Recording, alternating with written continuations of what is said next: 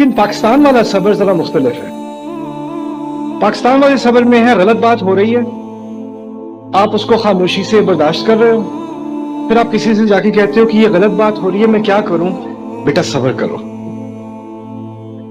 یعنی حق کی بات مت کرو، خاموشی میں صبر کرو. قرآن جو واضح الفاظ میں کہہ رہا ہے، یہاں بچے بچے کو یاد ہے، بڑوں کو یاد ہے، چھوٹوں کو یاد ہے، وَتَوَاصَوْا بِالْحَقِّ وَتَوَاصَوْا بِالصَّبْرِ، سب کو یاد ہے. لیکن ہم نے جو صبر بنایا نا وہ ہے إِلَّا الَّذِينَ آمَنُوا وَعَمِلُوا الصَّالِحَاتِ وَتَوَاصَوْا بِالصَّبْرِ. میں تھوڑی سی بیچ میں سکپ ہو جاتی ہے بات. یہ نہیں کہا حق کی بات نہیں کرنا، یہ باتیں مت کرنا، اس سے بڑی مصیبت ہوگی، بس تم صبر کر لو. ہم نے بھی صبر کیا تھا، تم بھی صبر کرو، اللہ تعالیٰ تبدیلی لائے گا.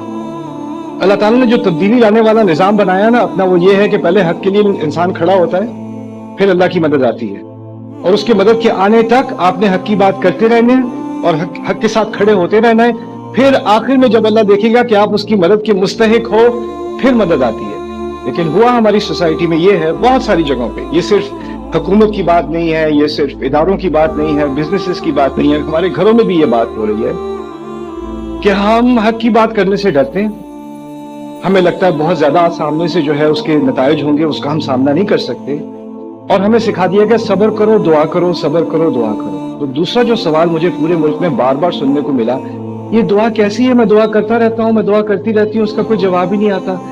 اور یہ میں بھی سوچتا رہا، یہ دعا کا مسئلہ اور کسی ملک میں جا کے گیا ہوں، میں نے کتنے ہزاروں لوگوں سے بات کی ہے، کسی کو دعا کا ایسا مسئلہ ہو نہیں رہا جیسا پاکستانیوں کو ہو رہا ہے. تو یہاں دعا کی خاص کیا، اس کا اثر یہاں خاص کیوں نہیں ہے؟ پھر مجھے جا کے بات سمجھ میں آئی، جس طریقے سے دعا کی بات کی جا رہی ہے نا ہماری سوسائٹی میں، وہ یہ ہے کہ آپ نے جو اپنا کردار ادا کرنا ہے نا دعا کرنے کے مستحق ہونے کے لیے، اس کو ہٹا دیا گیا ہے رستے سے. اپنی جو محنت کرنی ہے، مشکلات کا سامنا کرنا ہے، اس کو ہٹا دیا گیا، اور پھر کہا ہے اس کے بجائے آپ دعا ہی کریں. یعنی جس چیز کو اللہ تعالیٰ نے آپ کو صلاحیت دی تھی بدلنے کی، اس صلاحیت کا تو آپ انکار کر دو. میں تو کچھ کر ہی نہیں سکتا، میں تو کچھ کر ہی نہیں سکتی، یہ تو ایسے ہیں ویسے، ان کو اللہ ہی بدلے گا، ان سے تو اللہ ہی نمٹے گا. ان سے نمٹنے کے لیے اللہ تعالیٰ نے آپ کو بنایا. جو بھی مشکلات آپ کے سامنے ہیں نا، اس زمانے میں، ان مشکلات میں، اس فیملی میں، اس سوسائٹی میں، جس قوم ان مشکلات کا سامنا کرنے کے لیے صلاحیت رکھتی تھی، اسی کو وہاں ڈالا گیا ہے. لا یکلف اللہ نفسا الا وسعها. اللہ کبھی کسی انسان پر ایسی تکلیف نہیں ڈالتا سوائے اس کے کہ اس میں اس کی وسعت ہو. تو آپ میں، آپ کے گھرانے میں، آپ کے فرینڈز میں، آپ کی سوسائٹی میں جو جو پریشر آپ کے اوپر ڈالا گیا ہے، وہ آپ ہی پر ڈالا جانا تھا، کیونکہ آپ ہی اس کے قابل ہو، کہ کوئی اور اس کے قابل نہ ہوتا. اگر میرے اوپر وہ پریشر ہوتا تو میں اس کے قابل ہی نہ ہوتا. اللہ نے آپ کو چنا اس کے لیے.